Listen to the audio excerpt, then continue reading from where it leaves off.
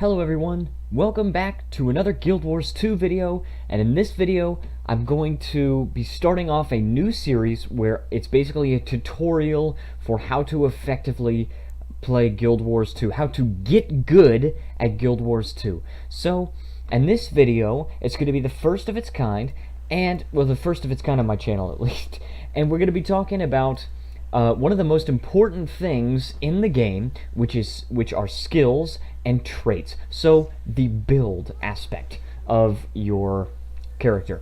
So not all of the build, obviously, because there are more things to your build. And by the way, when I say build, if you're not familiar with the term, it refers to the non-cosmetic aspect of your character. So it doesn't matter how your character looks.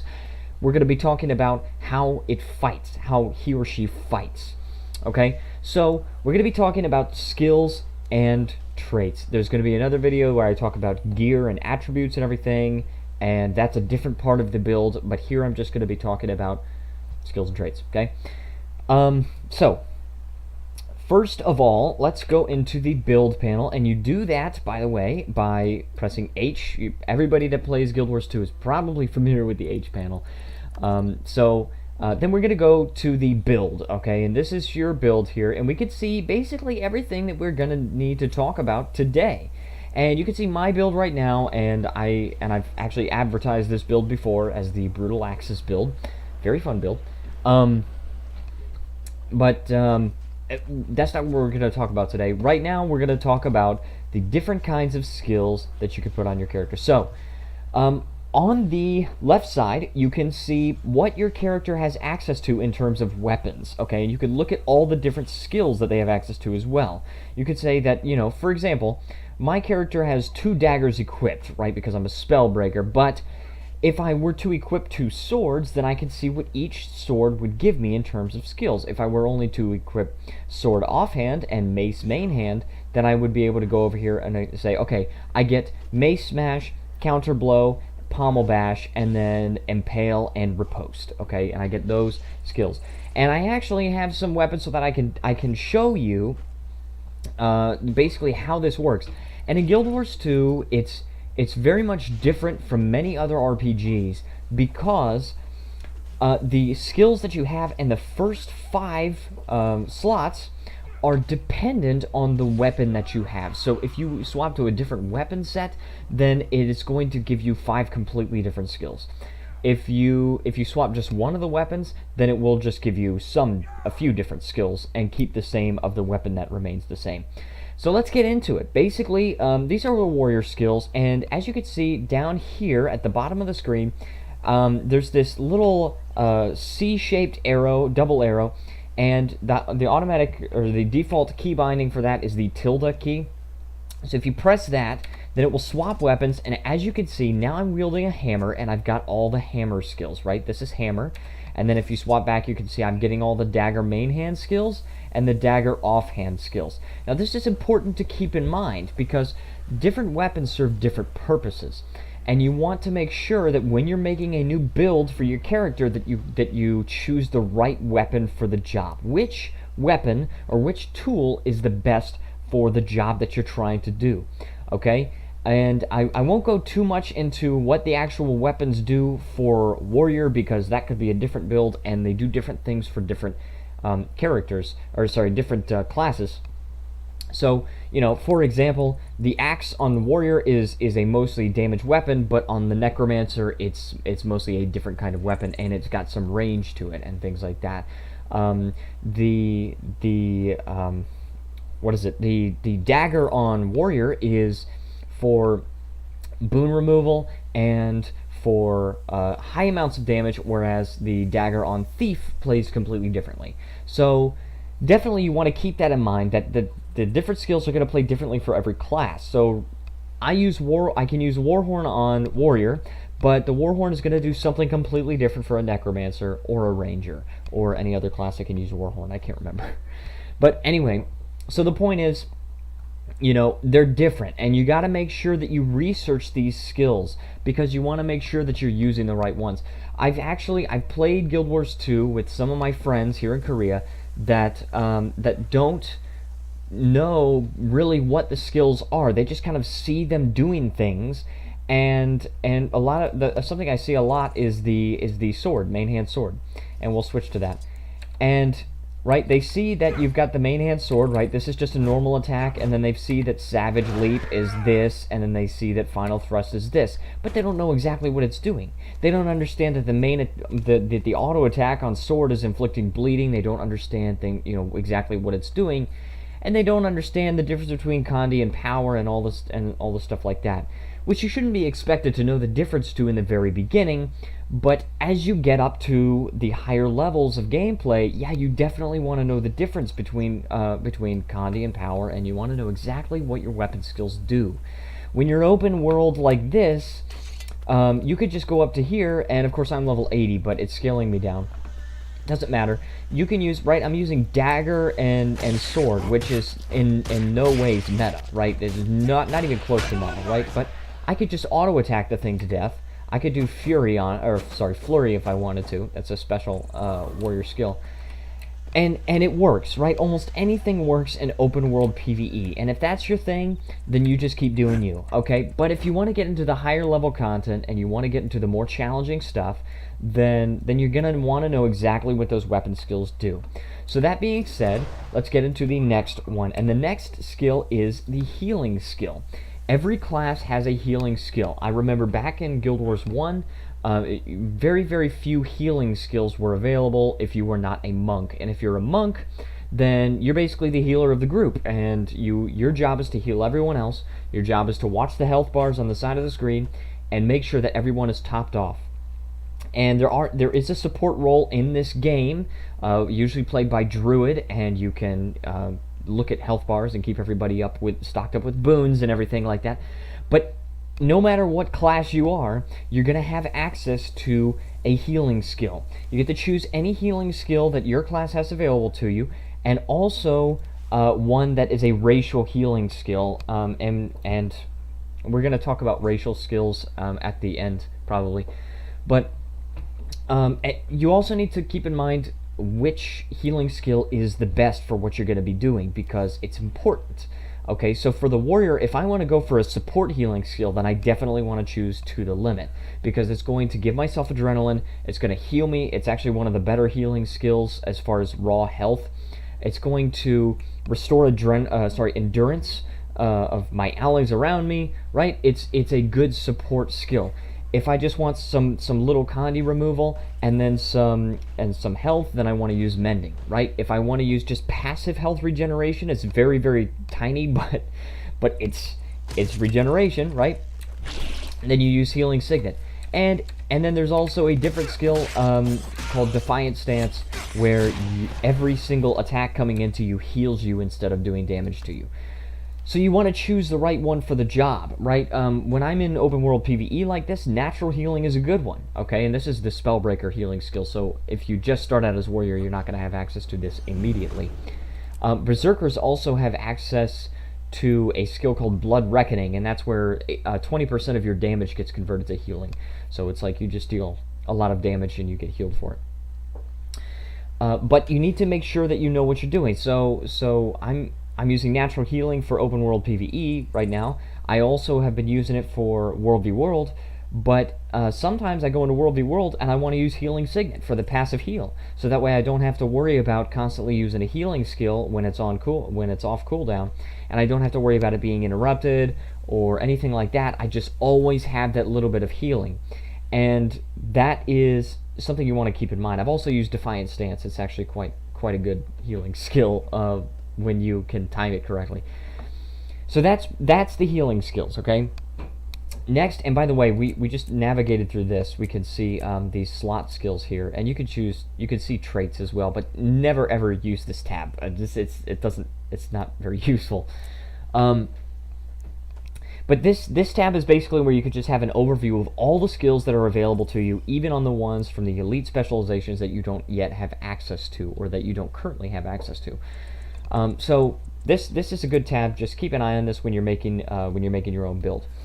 The utility skills are next, and these take up the next 3 slots of your build, of your skill bar. Okay, and you can see which ones I'm using, and you can actually go over here and compare them and say, okay, I'm using Featherfoot Grace, that's right here, and then I'm using Kick, which is the first one here, and then I'm using Banner of Discipline, which is over here. And then you can go and compare these, and you can switch them out. And fun fact, you can click on this up arrow here, and then you can change your skill like that, or you could just right click on the skill.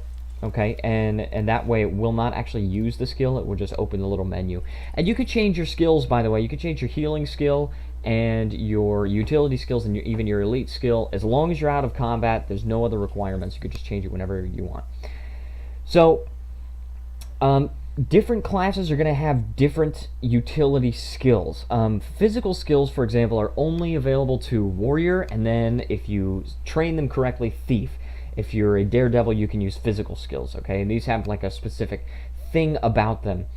Signets are a special type of utility skill where they have a passive effect when you're not using them, and it's not that great, but it is something to keep in mind. And then if you activate them, then you sacrifice the passive effect for a more powerful active effect. So we have this Signet of Might, for example, and I think every class has access to signets, but they have different effects based on what the profession is. Okay, so excuse me. So you have Signet of Might on the Warrior, for example, and this one is going to give you 40 power, and it's actually more. It gives you like 170 power when you're level 80. It's going to give you a power boost when you are not using it, and then if you activate it, like if somebody pulls up their shield stance or whatever, you're fighting another warrior, or if they've got something that's making them block attacks, then you use it, and then for 6 seconds your attacks cannot be blocked. So that is very useful, but if you do that, then you're no longer getting the power bonus. Another example of a Signet is, let me see, this is a more defensive Signet, the Signet of Stamina, and it's basically where you get endurance regeneration, which is what you spend when you dodge, okay, like when you dodge like that. And I usually don't click on the endurance bar for those of you seasoned veterans that are watching this. When you dodge, you use that, and when you've got this skill activated, or sorry, equipped, then it will regenerate 50% faster. But then when you want to use it, then it will cure all of your conditions. Every single condition in the game, it will cure it immediately and then start cooldown. And then you sacrifice that endurance regeneration. Very defensive skill as opposed to the Signet of Might, which is a more offensive skill.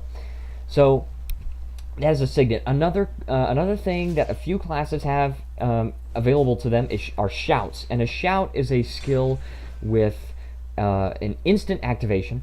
Okay, except for there is a shout to the limit, and that has an actual 1 second activation. To the limit is actually kind of weird because your character doesn't actually shout anything.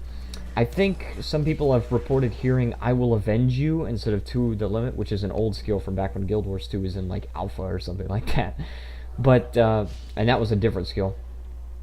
But a shout, generally speaking, is something that has immediate effects, right? Instant cast, so you cannot interrupt a shout, and it generally is going to inflict some kind of thing. They don't do direct damage. They just do some other kind of effect. So if you do 4 Great Justice, you're going to grant boons to yourself and allies. If you do Shake It Off, you're going to cure conditions on yourself and allies. Fear Me is going to inflict fear based on how close they are, and On My Mark is going to inflict vulnerability and also reveal them so they can't stealth.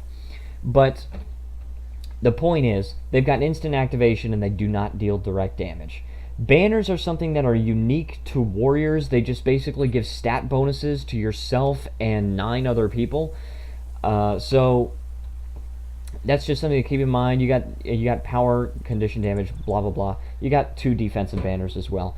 So that's something you don't you don't need to like focus too much on that if you don't play a warrior, because it's only available to warriors. Next, we've got stances, and stances have no activation time, just like shouts, but they are something that give you something that pulses, okay? And with the exception of frenzy. Now, rangers recently got access to stances when they train to be a soul beast, and so that is something different, and they do not have activation time as far as I know, but the stances will do specific things, and it's not possible generally to remove their effects, because it's a stance. It's like you're maintaining this position for a certain amount of time. And for warriors, you've got very defensive things, except for frenzy. Frenzy is not a defensive stance. It's actually the only offensive stance. And I've got this wasp attacking me again.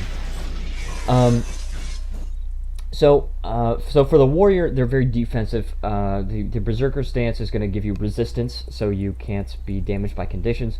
Endure pain is going to make you completely invulnerable to power attacks for 4 seconds, and then on a 60-second cooldown. Balance stance is going to make it so you can't be knocked down, and also so you're immune to critical hits for 4 seconds. And then you also get some extra swiftness even after after the stance ends. And then Frenzy makes you attack faster and with more damage. But that is what a stance is. It generally pulses effects except for Frenzy, and it's got some kind of unique effect. Usually it's defensive. Now this is actually something that only Berserkers have access to. The next one that I'm looking at, they're Rage skills.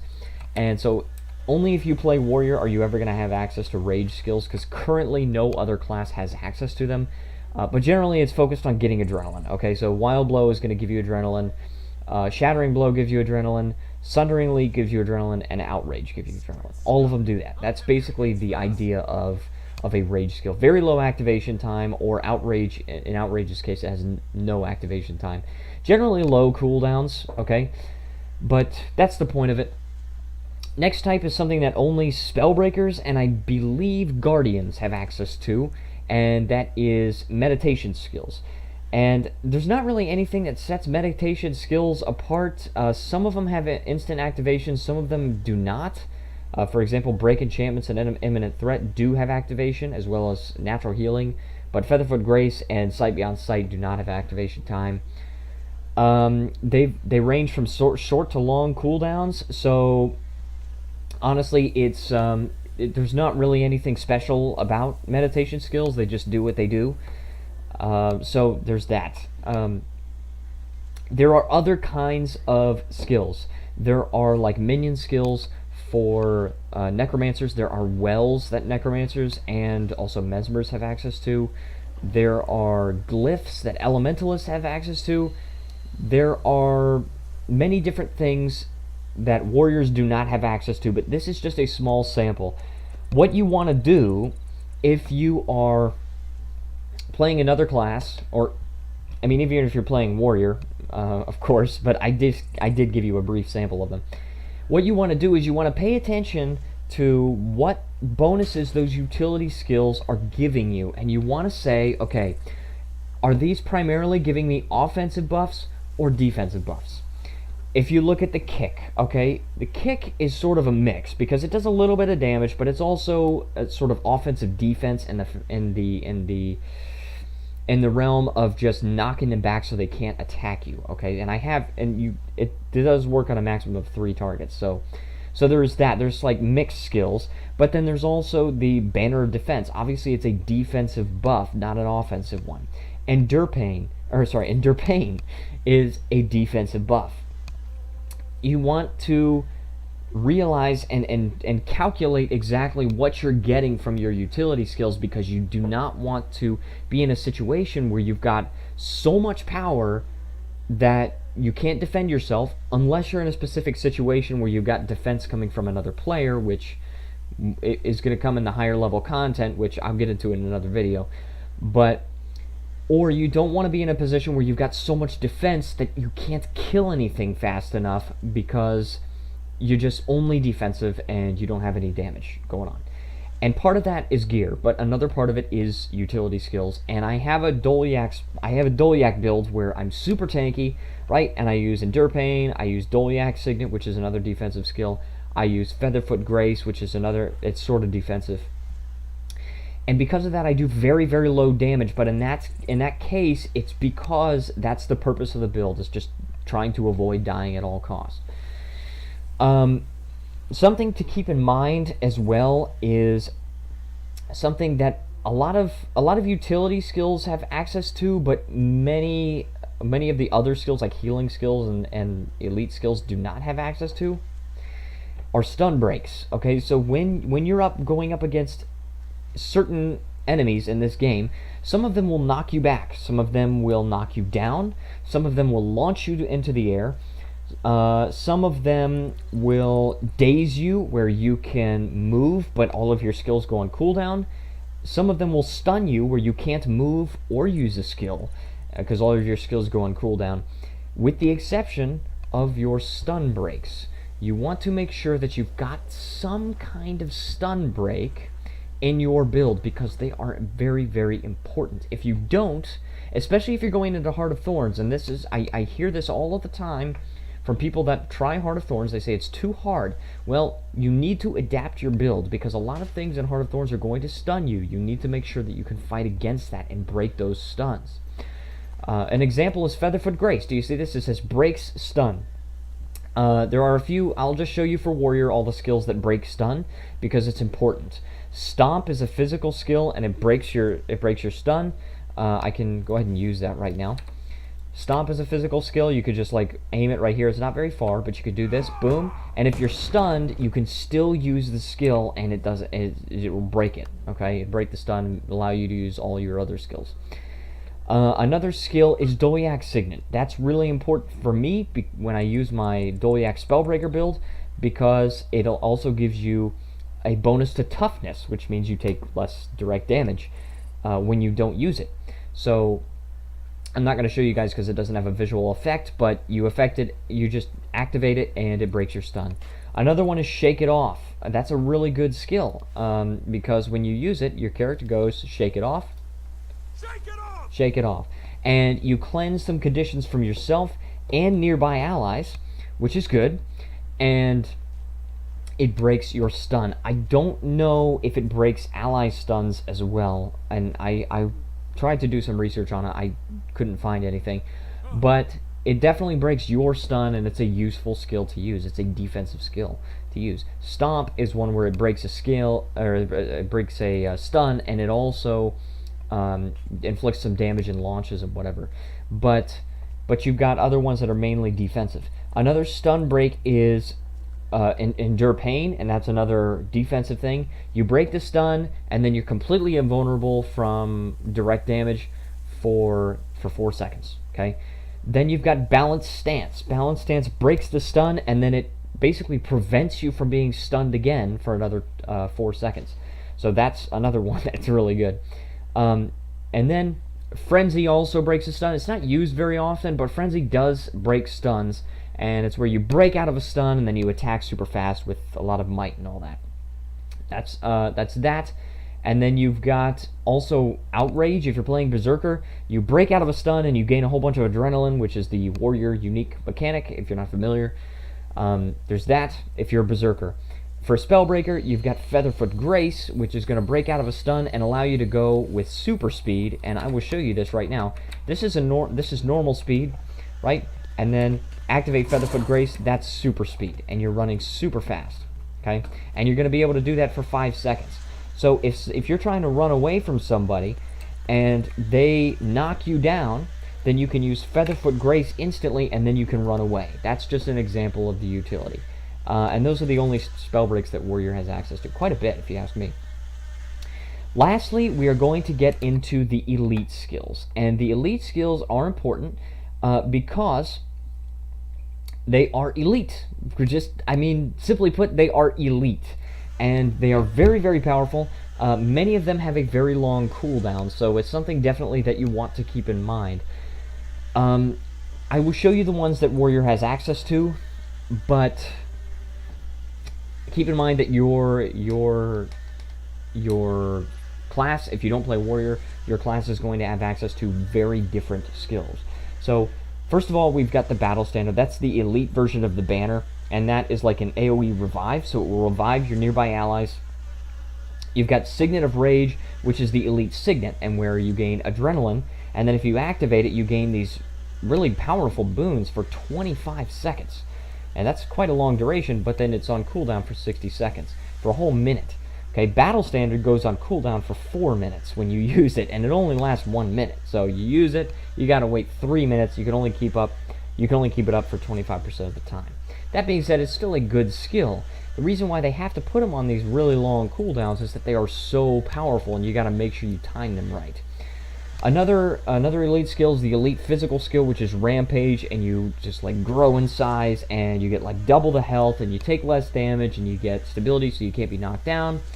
And you get special skills where like all 5 of your weapon skills change to things that daze people or stun people or inflict weakness or launch people or whatever. A lot of CC skills. CC, if you don't know, stands for crowd control. Next, we've got the Berserker Elite skill, which is the Rage skill. Okay, Berserker have access to Rage skills. And that's where it breaks a stun. This is kind of rare for an Elite skill, at least that I've seen, because I haven't seen a lot of the Elite skills, but I do know that it's rare. Where it actually breaks a stun, and it's also on a very short cooldown. It's going to deal damage, it's going to give you adrenaline, and stun. It also stuns yourself, but if you have stability, then you don't need to worry about it because it just removes the stability instead of stunning you. That being said, you know, that it's a useful skill to have because it's powerful and it's only on 20-second. It's on a 20-second cooldown. Very, very useful. And then we've got the Spellbreaker elite skill, which is Winds of Disenchantment, which is where you create this bubble around you. I'll actually activate it just to show you. You just create this bubble around you, and it just removes boons. So if they've got swiftness, if they got might, if they got quickness, different boons that we will talk about in another video, and then it will all remove that once they go inside. And also they can't shoot arrows inside or bullets if they're using a rifle. They can't shoot stuff because it blocks projectiles as well. And that's on a 1.5-minute cooldown. So, those are skills. What about traits? Traits are in specialization. So, basically, once you've chosen your skills, right? I've chosen dual daggers and I've chosen these skills. Next, you got to choose your traits. And you want to choose things that synergize with what you're doing the most. You want to figure out basically the general theme of your trait lines. This is, I mean, I could go into so much detail and I could talk about this for hours, but I'm not going to do that. What I'm going to tell you is basically you want to do the research on your own trait lines, and you want to figure out which traits are going to be useful for the type of job that you're trying to do. If you're trying to do DPS, then are you trying to do power DPS? In that case, pick the power DPS trait line. Figure out which one that is and choose it. And in Warrior's case, it's strength. If I want to go Condi DPS, then I probably want to choose arms. Okay? And so you got to just figure out what the general purpose of it is. So in Warrior's case, I've got strength, and I'm not going to go through all of these, but just basically everything has every unique thing. You can choose between 3 in each level, and they have unique effects.